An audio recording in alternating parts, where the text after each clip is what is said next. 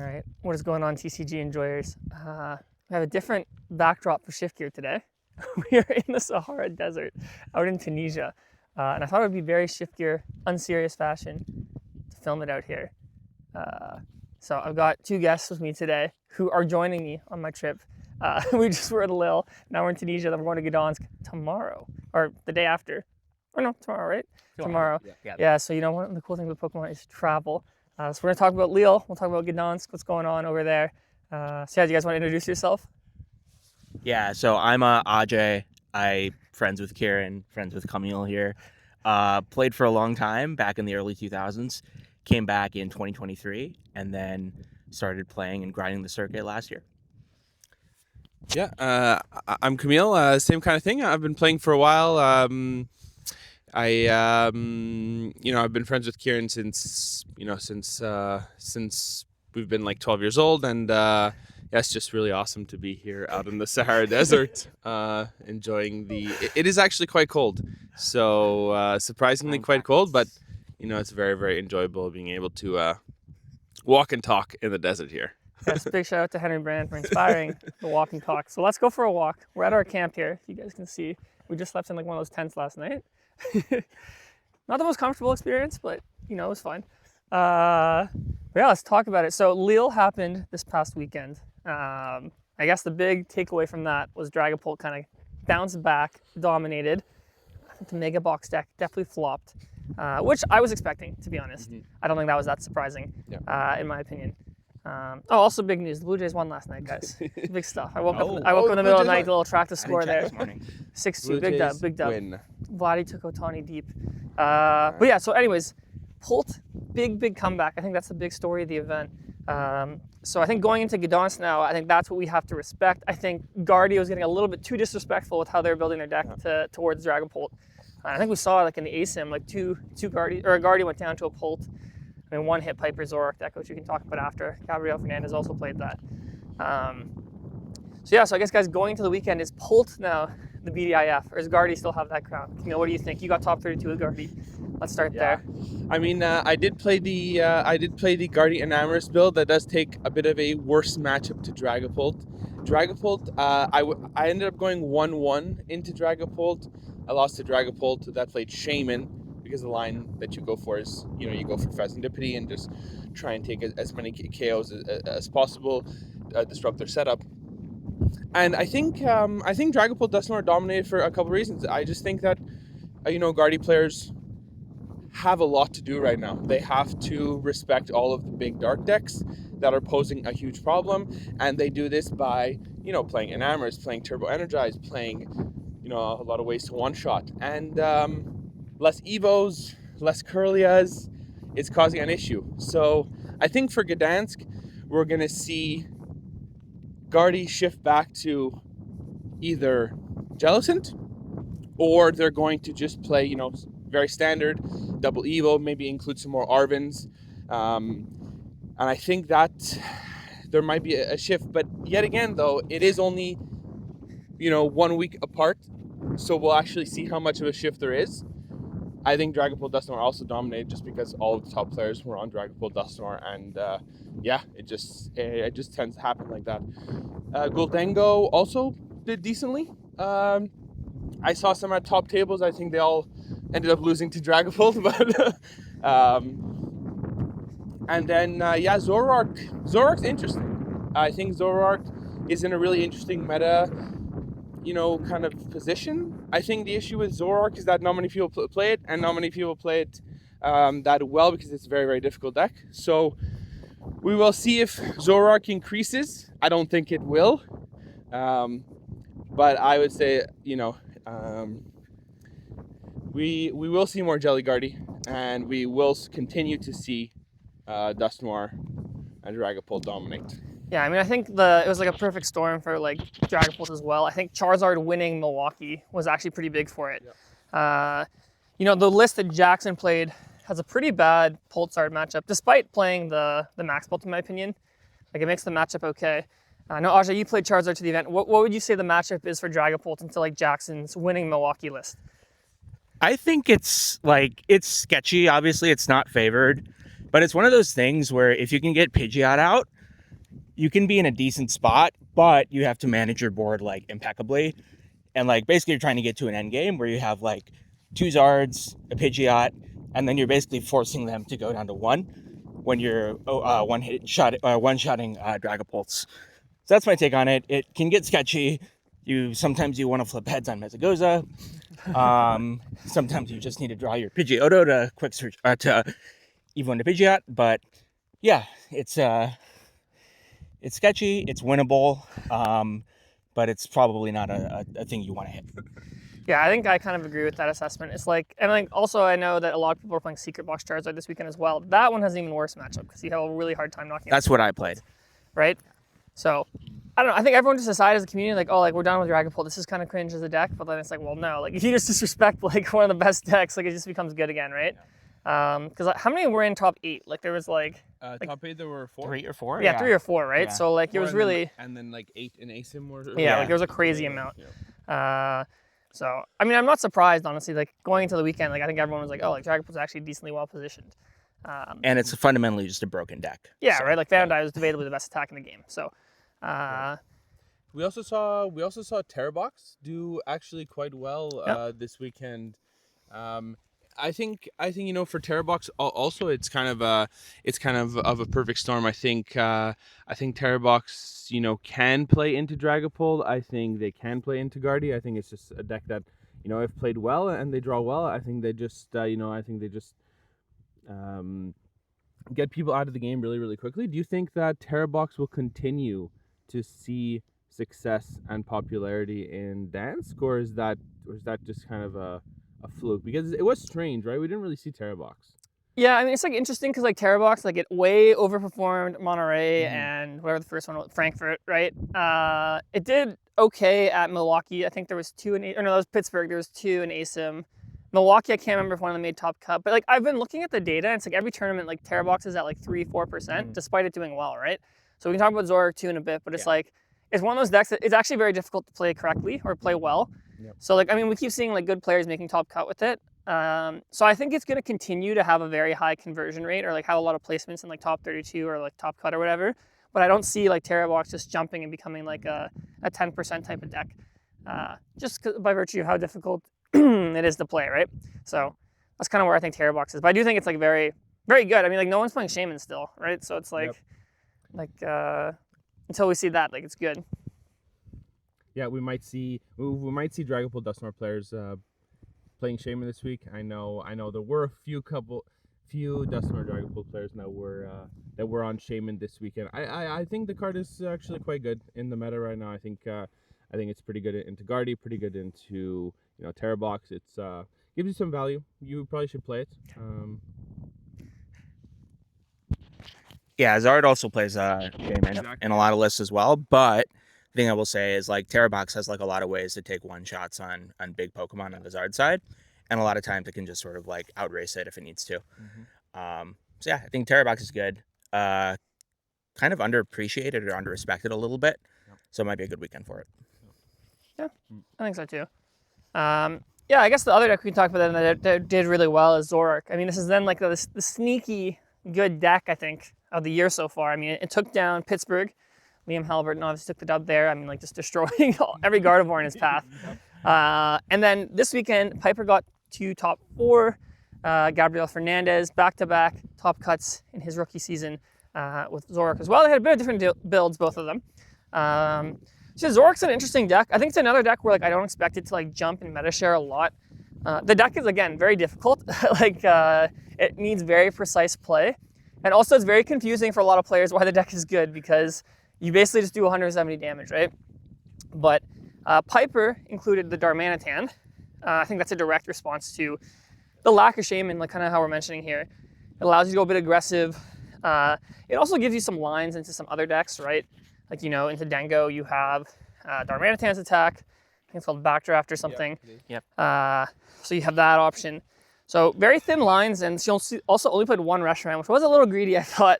But, I think if you play against Zoroark, right, you're not expecting your opponent to just play 1. Like, it feels like kind of a waste, like knock out a Reshiram. Yeah. But like with perfect list knowledge, I feel like people can take advantage of that a little bit if people are like copying her list going forward. So I don't know. I thought it was cool to see Zorak doing well. It's definitely like a high skill deck for sure. But also, I think what was I gonna say about Zorak? I'm blanking now. I had something profound to say about Zorak. I don't know. Like it's gonna be like 2% again. I think meta share. Like going. It draws a lot of cards and it's consistent. It does. That's a big factor too, right? Is like how many cards the deck draws. It's super strong at that, for sure. It's like kind of interesting too. Oh, I remember what I was gonna say. It's like we all thought Zorak was like a horrible card, like after it came out, and we're all like, oh, when our Pokemon suck, and like, I mean, the mechanic still does suck, but it is cool to see Zorak kind of finally see its time in the moment. I read an interesting article a while ago after NAIC from like Stefan Ivanov, where he was basically comparing like Zorak, like End Zorak to like Trade Zorak.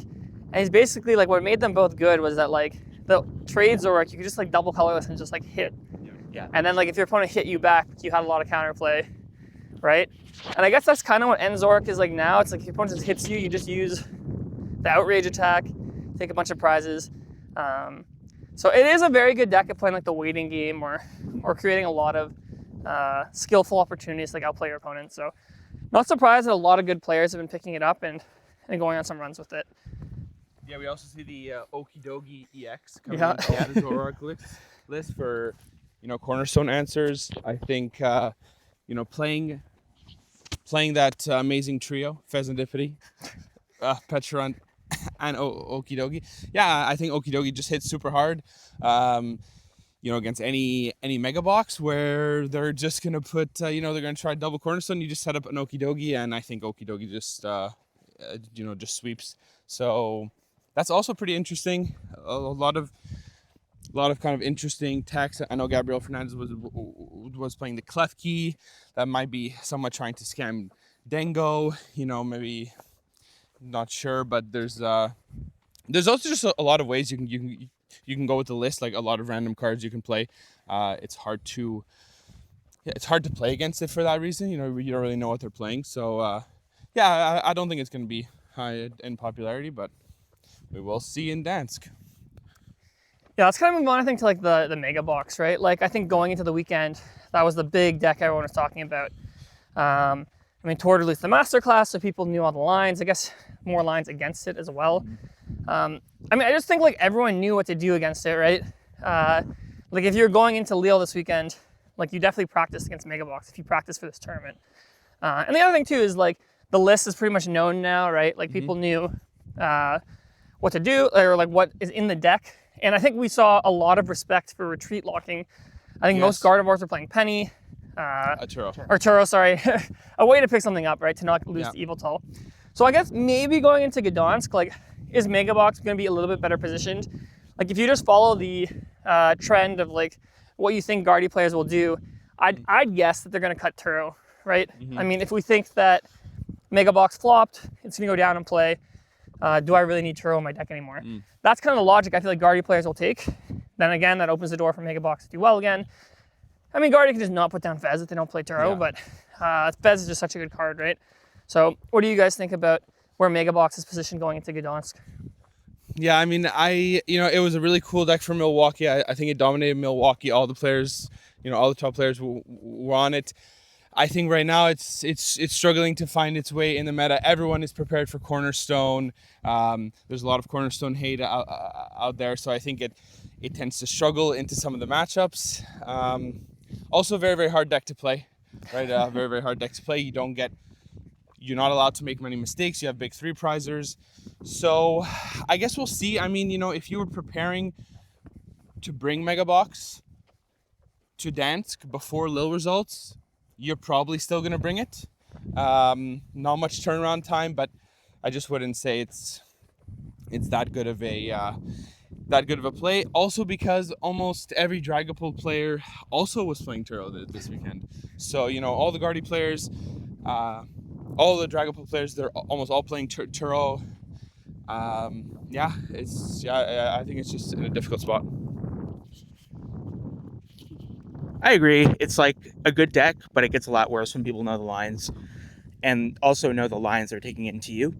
Of course, Milwaukee, it definitely surprised some people sure a lot of people fell into Evil Tolox. I'm sure a lot of people didn't manage their hand around Absol. People, of course, weren't playing Turo.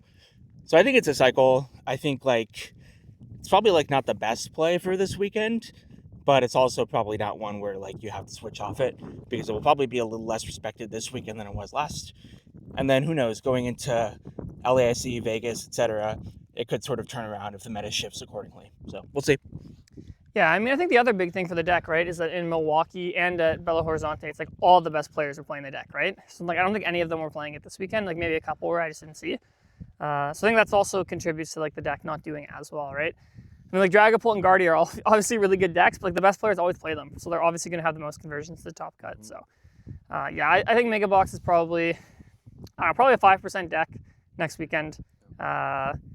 Maybe one sneaks into top cut if people disrespect it, but I don't know. I don't think the deck is that good, to be honest. Like just from playing it, like you rely very heavily on the Turbo Energize, and if your opponent puts pressure on you, it's very hard to like keep up, especially since you're giving up 3 prizes, right? You're trying to play Penny, you only play like 1 or 2 E-switch. So yeah. Okay, going back now to Charizard. Maybe Ajay, you can talk about this. Was Charizard a one-hit wonder? Is it like time as like the tier 1 deck done now with the way the meta is shaping out? We saw a lot of Gardevoir players, playing Drifloon, some of them playing Mega Gardevoir. Like it's a kind of a soft counter to Zard. And obviously now Dragapult Dusknoir has returned in big numbers. It went from 7% in Milwaukee, which I think it was still like around that at Lille, but like at the top tables it rose. So I think maybe that might get people to play Dragapult again. So where do you think Charizard is heading into this weekend? Is it still a tier 1 player? Has it dropped back to tier 2? I think Charizard is still a tier 1 play. I think it's just a fundamentally strong deck. I think Quick Search is completely ridiculous. And I think it generally has like a lot of lines and different ways you can build it to sort of match up against a different metagame. And so like I think going forward, like you could of course see the Duck coming back in, which like makes the matchup marginally better. There's other ways you can play it. There's ways to adapt the deck where you can be better into like the faster aggro decks. You can be better into setup decks. And so I think shout out Jackson Ford, probably find a way to innovate on the deck to make it better for this metagame. But I absolutely don't think it's like dead in the water by any means, because it does otherwise have a very strong matchup spread if you build the list correctly for the metagame that you're in. Yeah, I mean, we saw at the start of the format, people were playing the deck with like Double Monkey, right? So it's like if you really want to be Dragapult, you can just go play Double Monkey. Like that version like destroys Dragapult. Like I mean, the downside of that build is your Gardevoir matchup's a bit weaker, right? Like the Dusknoir basically just like destroys Guardy. Like you just go like Boss Guardy, Dusknoir the Curly, game over. So I mean, if you're okay having a slightly worse Guardy matchup, your Guardy matchup's still fine. Then I think you're okay with that. So. And realistically, there's like 3 ace specs you can play. You can play Max Belt, you can play Secret Box, you can play Heroescape, and we've seen all versions of these have some success over the past few weeks. And so I think like if you pick the right versions, you hit the right matchups, then absolutely can make a deep run. Like we saw one make top 8 last weekend, right? Even in like a field infested full of Dragapult. I think Dragapult went from like 7% to 12% in from day 1 to day 2, so it converted at a ridiculous level, but we still saw one sneak into top 8. So yeah, I think it's just like a fundamentally strong deck that has a lot of comeback potential. Yeah, I mean, the other thing too is like if a deck is 12% of the meta, like it's actually not that much. It's like you expect to hit it like once every 8 rounds, right? Now, like I've said before in the pod, it's like the meta like shifts around top tables. Like top tables like Guardy and Pult jump to like 20% plus each, right? And like other decks like Raging Bolt or actually Raging Bolt's not even that popular anymore. I guess this weekend like Sarah Ledge kind of like down, but yeah. So I mean, like you can definitely like make day 2 or even go to top cut, like just not hit that many Dragapults, and you can still beat them, right? So it's like it's not like an unwinnable matchup. It's not like we're talking about Lugia versus Iron Thorns, right? We're talking about maybe like a 35-65 if you're playing like Jackson's build, or like a favorite match if you want to play the monkey build. Yeah. So yeah, talking about other decks that have kind of like flopped. Let's talk about Sarah Ledge. Sarah Ledge had a pretty bad weekend overall, I think. I forget what its win rate was. I think it was in like 46 or 7%. Yeah. I thought Sarah Ledge was actually pretty decently well positioned. I don't know if it's a case of just like, again, like no great players are playing the deck. That's probably like my hypothesis of what's happening with it. But it's also kind of linear. But I think Sarah Ledge is still like an okay deck. It's like another deck that like you can just throw a side deck in, you'll beat Dragapult. Its Charizard matchup is fine. Its Golden Go matchup is good. Its Guardian matchup, depending on the build, is a bit shaky. So I'm kind of curious if that deck is going to bounce back and maybe compete for top cut this weekend. Yeah, talking about other decks, I mean, Sarah Ledge is pretty interesting. What do we think about Grimmsnarl? I know that you played it to the tournament. Yeah. You know, you've been a Grimmsnarl enjoyer for a while. What do you think about the deck, how it's positioned right now? Yeah. Yeah, I mean, on paper, I think Grimm's actually in a really good spot. I mean, I was gonna play Gardevoir for Lille, but like honestly, like I didn't really feel like it. Like Grimm is like my favorite deck that's like meta, so I just played it, even though I don't think it's an amazing play. I mean, like problem with Grimm is just like it has no draw engine, right? So like half my games, like I'll just get like Ionode, like even like 4 in the middle of the game. I'm like, okay, my hand sucks now. Now, I mean, like the way you play the deck is like you try and not take too big of a prize, like too many prizes until your board is like super set up with all the monkeys, so you can like live off the board. But it's not that simple. Or like you prize a Grimm, so like you can't make the second one preemptively. But no, I think Grimm is actually pretty well positioned. Like your Dragapult matchup's pretty good. Most Dragapults were cutting Monkey. Now Monkey's definitely coming back in because there's so much mirror now, right? Expected mirror. Guardy is a good matchup, but like you would think it's like an amazing matchup. It's not really that good. It's because they play so much Iono. There's Mind Bend going on, all that good stuff.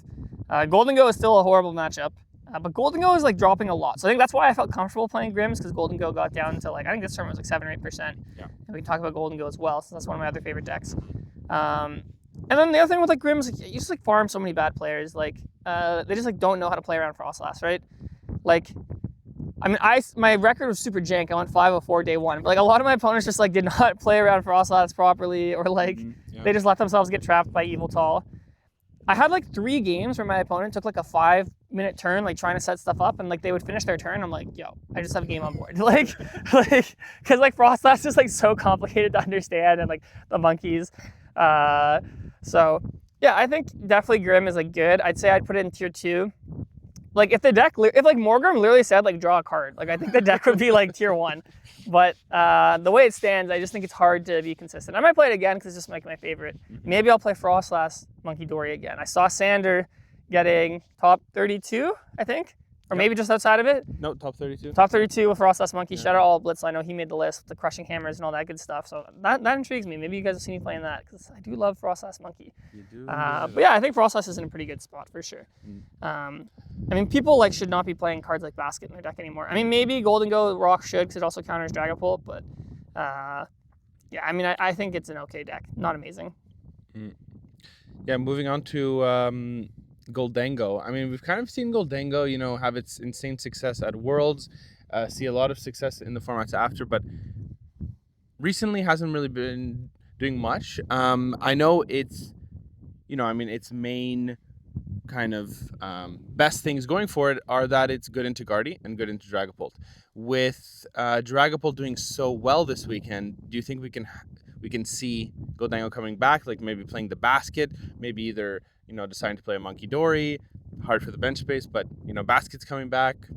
What do we think about Gholdengo for Gdansk? I think Golden Go is like actually like a pretty good deck right now. Like it's one of those decks that for Charizard, it used to be pretty free, but now it's like actually very close, because they can just take a lot of prizes with Soul Rock. And then sort of like by the time you get set up, you're in a position where you just can never win trade if they get too far ahead with Soul Rock. Also, they're taking your basics, they're disrupting your board, etc. And obviously they have like extra draw as well. So I don't know. I think it might be time to see Golden Go maybe hit a top 8 or maybe hit an ASIM going into next weekend. I think it's just a very solid deck, and it feels a little bit more well-rounded than it was before. Just because you have like another tool that you can better trade 1 prizes with that doesn't like beyond just strike it rich Golden Go. So I think it's solid. Yeah, I mean, I think like Golden Go is like a deck that's probably like underplayed by like the top players right now. It is very good. Like it's a deck that like we're saying, like has a good matchup into like the other decks that the top players like to play. I think we saw, I mean, we can talk about this too, like someone whiffed ASIM like at X21 and they were playing Golden Go. So Golden Go kind of made ASIM this weekend. It was actually an interesting build with Turbo Energize and Make Him a While. Really cool. Just to counter the Cornerstone, but also it's like a soft counter to Jellicent, since you can set up an attacker under Jellicent. Like you can rip through the Frillishes, like you can, depending on the stage of the game, one-shot the Jellicent. Also quite good into Dragapult, because when you take 4, you one-shot a Dragapult. So if you like go down to 2 and then you attach to Mega Mawile, Dragapult can't really Iono you out of the game, right? You threaten that. So no, I definitely think Golden Go is super good. I mean, I'm curious. I have to try this Mawile build to see if it actually is maybe the way to go. And we saw Milwaukee, the highest placing one was Austin Charles playing the Lucario, and I tested Lucario. I actually felt pretty nice. Maybe this Mawile build is the way to go. So I think Goldingo is like positioned actually pretty well right now. I mean, like Cornerstone, I don't expect to see that much play. Like besides the Mega deck, and I know Tord even posted like a list that like didn't even play the Cornerstone, right? Because I mean, the Cornerstone is getting so much hate right now. Everyone's ready for it. Yeah. So again, like following like where the puck's going to be type of stuff. It's like if you're playing Mega Box, like maybe it's like, oh, do I even need Cornerstone? If these guys are like countering me, right?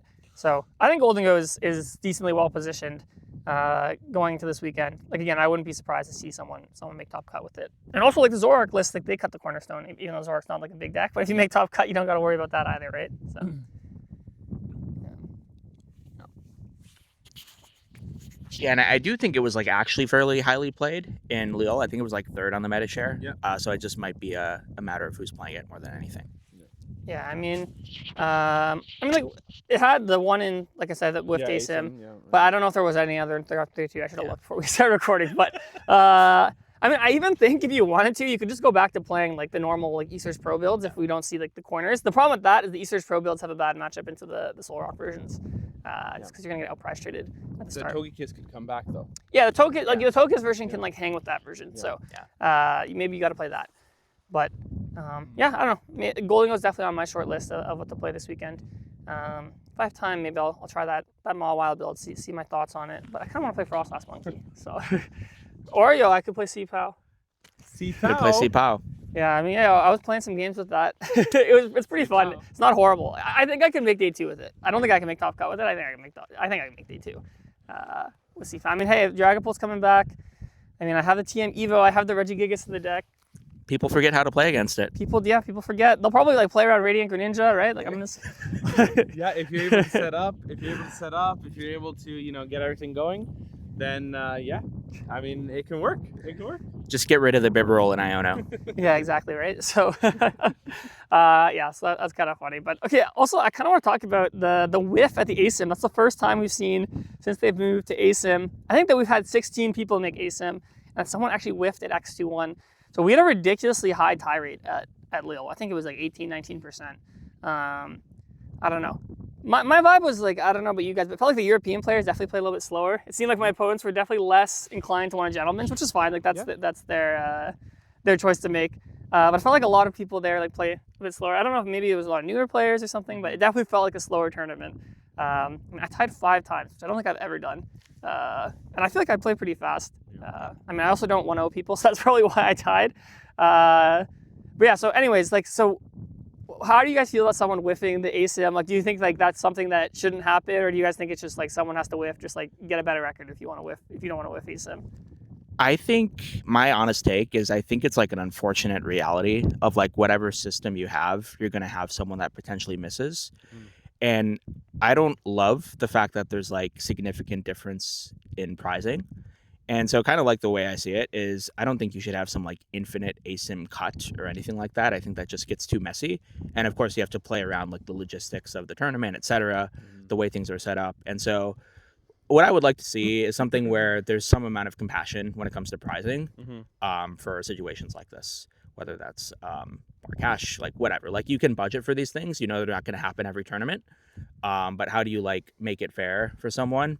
Because I do feel for this person, because it's like it's a really kind of sucky thing to happen, and it's sad. But I also think it's like compared to the number of people that were missing like last year or the year before, like this is like definitely an improvement, and it was just like kind of a matter of time before like it ultimately happened.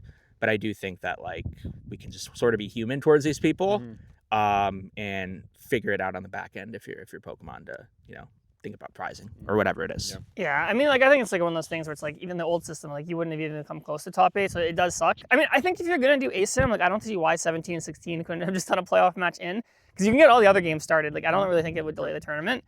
I mean, again, like I don't think it's that big a deal. Yeah. My one thing I really, really dislike about ASIM is that if you have a better record than the ASIM record, like you still get caught in ASIM. Yeah. Like if someone would have gone 13-0 at this tournament, like they would have been playing ASIM. Like I think that's ridiculous. Like I get for time reasons why we can't just like give them buys and like have extra rounds of ASIM, but I don't know. Like that's one part of ASIM I really don't like.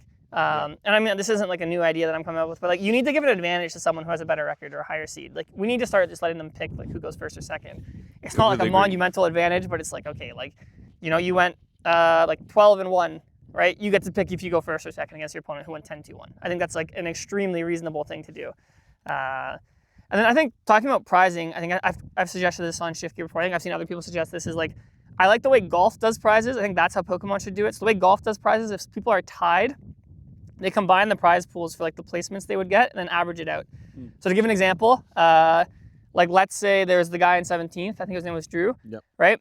So whatever, top 32 gets $1,000, right? And top 16 gets 2,000. So what you do is like you take the total prizes for all the people in there. So there would be 8 people in 16, so 8 times 2, 16,000. Then you add on his 1,000, 17,000, and you divide by 9. And everyone in top 16 plus him gets that prize money. I think that's the way to go with prizing. I think it evens out. Like resistance is kind of like nonsense. Like, I mean, I guess if you start the tournament well, then your resistance is higher. But a lot of times you get bad cases like this. So I mean, that's to me like how I would do it. To make it like a little bit more fair, so there's no bubbles, because it does feel really bad. Like you bubble out by like one spot. Like some tournaments like Worlds, like you bubble out of top 32. It's like $5,000 promo, all this. Like it feels awful, right? Like even me this weekend, like I lost my last round. If I won, I make top 32, so that's like 1,000 US. That's 2 boxes, right? And I lost, then I just got like 1 box. So it's like basically like I lost like 1,500 like Canadian dollars by losing that one round, right? I mean, not that I deserve money. I'm just saying, like a lot of cases like that happen where it's like it's such a huge swing based off one match or like one resistance point. So I don't know. I think it's like low on Pokemon's list of things to tackle. It's just like another thing in like the backlog of like issues we have as a community with the way the game goes right now. But yeah, I don't think it's that big of a deal, to be honest. Like it's just unfortunate. Obviously, like just win more if you want to avoid these things. Yeah, win more. I mean, the tie rate was really, really high. I think in general, I think we see in EU maybe a lot of the players are maybe a bit more casual. Like I think they're genuinely there to just enjoy their weekend, and maybe it's not their entire life. So I understand that to a certain extent. I think it's really cool that especially in Europe you can travel so easily. It's much easier to just make it a weekend thing. And on the Drew thing, it's just really unfortunate. Really unfortunate for him to bubble out of ASIM, have a chance to win the tournament, to not even making top 16. Just really unfortunate. Hope, because I think there was also an issue because we were maybe 2,020 people, and the extra round is like 2048. So we were right on the cutoff, and I think if we had a few more players, it would have been fine. I don't think there would have been this issue, but we were so close to the cutoff that things, it tends to happen like this. So just really, really unfortunate, but hopefully we can not have this happen too many times over the season, but C'est la vie. C'est la vie. Yeah, I mean, the other thing is we can talk about, I was going to say, do you have a point you want to make? Oh yeah, I was going to say on the tie thing, like if you're going to Gdansk and you realize you have a losing board state and it's in your interest to play game 3, please just scoop. Please just scoop. I played a game against Sarah Ledge, and it was I think like game 2 or something. I lost game 1, and so like game 2, I had like a winning board state, and the game just went on for like 12 more minutes because they just wanted to play it out for some reason, because we could have otherwise finished a game 3. So yeah, I think like I was kind of saying earlier, a lot of my opponents didn't even realize I had game on board. It's like it's kind of frustrating because I can't be like, yo, scoop, like I have game, like because that's illegal. But it's like I don't know. Not trying to get in your interest to scoop if you want to play a game 3. Yeah, that's I think a I'll lot of say. people are just like scared to lose, like so they're fine taking a tie. But like, even if your goal isn't to top cut, if your goal is to make day 2, like you don't want to start tying a million times because like once you get to like 2 ties, like now a loss becomes like it makes your other tie basically a loss, right? So I know it's hard, but like big advice is like scoop games more. I think even good players should be scooping games more. Yeah, it's not worth chasing like a 10% chance to win because then it just like griefs your like times. Like even if you win the next game, it's like you have no time to finish the last one. So, the other thing I was going to talk about, like, what do you guys think about that was my first time doing E regional. Obviously, the organization was a bit interesting out there. I think our average round turnaround time was like it felt like 35 minutes. A couple of them reached like 40 minutes. So that was not good. That was something I was not impressed with out here. I mean, the city, very nice. Lille, really liked it. It's probably nicer than I think all the American cities we have regionals in this year. I really like the town, but yeah, like the turnaround times for the rounds. Oh my god, like that was crazy. So yeah, especially the first few rounds. I think the first few rounds were really where we just lost all the time because towards the end of the tournament, even going from phase 1 to phase 2, pretty quick. But the first 3 rounds, I think, were like all 40 minutes plus overtime. So I'm not sure if there were games going to, there were like complications, time extensions, but really, really unfortunate. Not a good experience. I think we finished, phase 1, and then the first round of phase 2, it was like 9 p.m. Yeah, I mean, it was not good. I mean, I'm not just bringing this up just to trash on the organizer. I'm bringing this up because basically the point I want to make is like the big reason Pokemon gave us this year to go to +1 turns is, we need to like keep the tournaments moving. And so far, every tournament I've been to, I mean, I've only been to 2, but talking to people in the other ones, like we are not seeing like a difference at all in what's the round turnaround time. Actually, we're seeing like the opposite, where it's taking longer, right? Yeah. So again, like it's just like one of those things where it's like no one asked for this change. Like they made a change based on like probably just like feel without like doing any logic, like being like, why do rounds take so long? It's not because of +3. It's because like there's like long judge calls. Yep. +3 is not doing anything, right? They could have just kept +3 and put their like 10-minute overtime cap anyways if they really thought that was the issue. Exactly.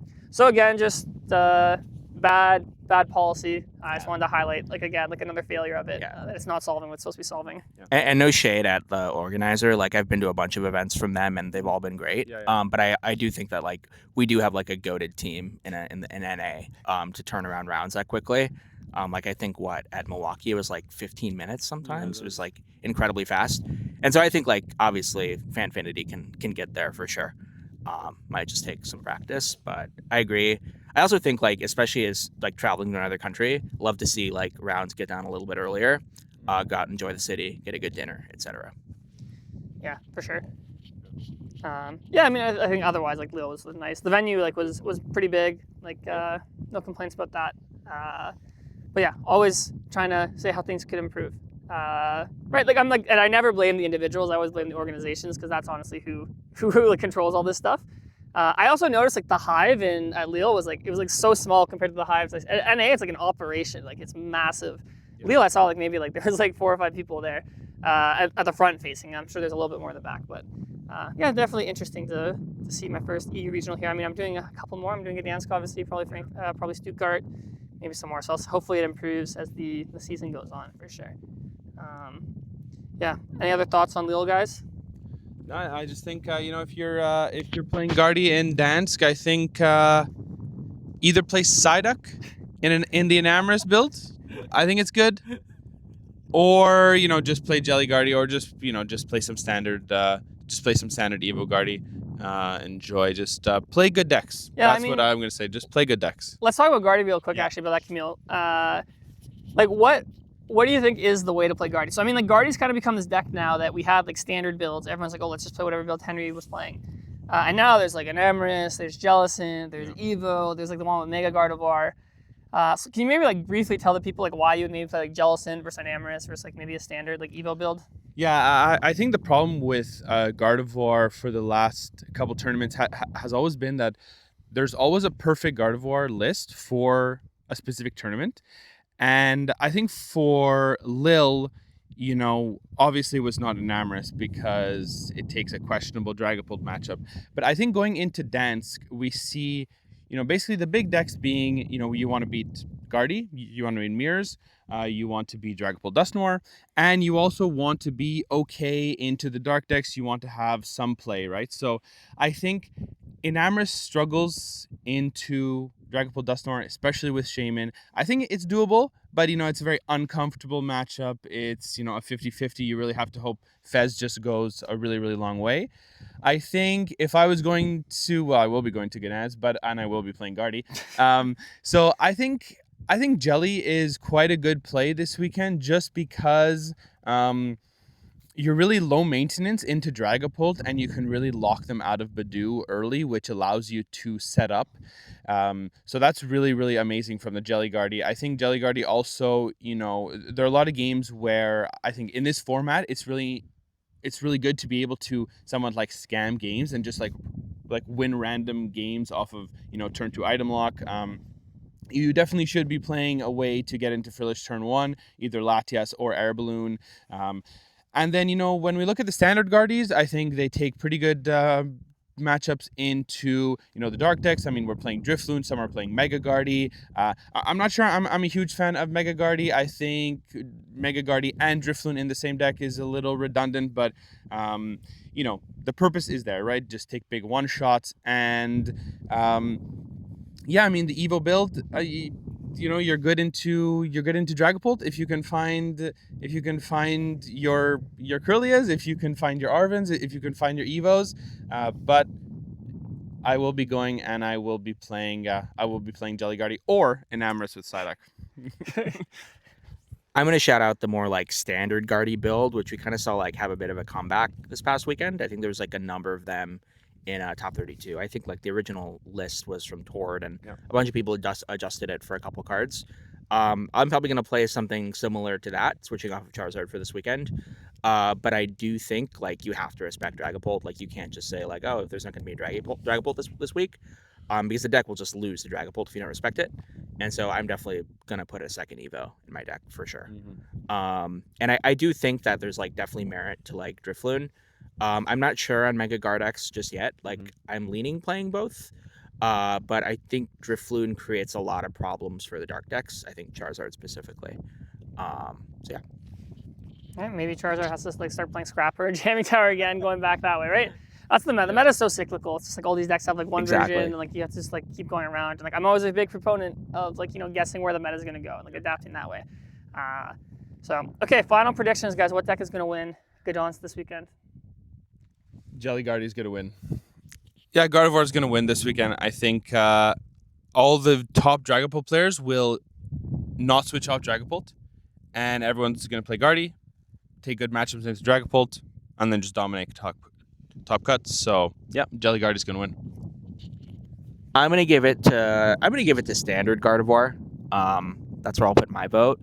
I do agree. I think Dragapult probably goes significantly up in meta share. Not only will people not switch off it, but I also think a lot of people have permission to play it now because it did so well last weekend. And so I think it was like something like 7% day one last weekend. I could easily see that be like 11 or 12. Yep. I think there will definitely be Dragapults in cut because it's still like very good into a lot of the meta. But I do think against Gardevoir specifically, Gardevoir is going to be much more prepared for it going into this weekend. So I do think Gardevoir is going to take it down again. Hopefully me. Yeah, I mean, I think I'm going to say Chien-Pao is going to win because that's what deck I'm going to play. Love it.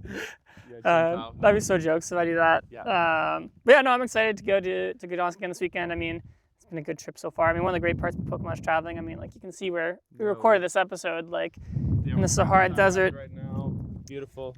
Yeah. We rode ATVs through the Sahara yesterday. Exactly, it was right? amazing. So, I mean, hey, I'm a big proponent, I know Aneil is too, of touching grass when you go to these tournaments. Touching so sand. Now we're touching sand out here in Tunisia. Great place. Yeah, really, awesome. really nice. People have been very, very kind. So I'm really happy that we were able to do this leg of the trip.